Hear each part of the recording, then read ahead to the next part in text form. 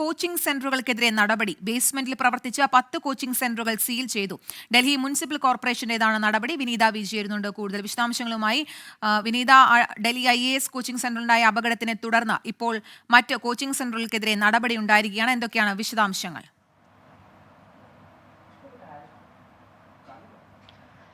കീർത്തന സൂചിപ്പിച്ചതുപോലെ തന്നെ ഈ ഡൽഹിയിലെ റാവൂസ് IAS കോച്ചിംഗ് സെന്ററിൽ ഈ 3 വിദ്യാർത്ഥികളാണ് വെള്ളക്കെട്ടിൽ മുങ്ങി മരിച്ചത്. ഇതിനെ തുടർന്നാണ് ഈ പല കോച്ചിംഗ് സെന്ററുകളിലേക്കും പരിശോധനകൾ കർശനമാക്കിയിരുന്നു.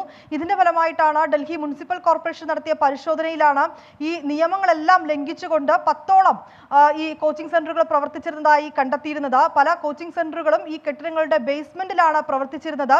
ഈ ചട്ടങ്ങൾ ലംഘിച്ച് പ്രവർത്തിച്ച ഈ 10 കോച്ചിംഗ് സെന്ററുകൾക്കെതിരെയും നടപടി സ്വീകരിച്ചിട്ടുണ്ട്. 10 കോച്ചിംഗ് സെന്ററുകളും ഈ കോർപ്പറേഷൻ അധികൃതർ സീൽ ചെയ്തിരിക്കുകയാണ്. കരോൾബാഗിലടക്കമുള്ള കോച്ചിംഗ് സെന്ററുകൾക്കെതിരെയാണ് നടപടി വന്നിരിക്കുന്നത്.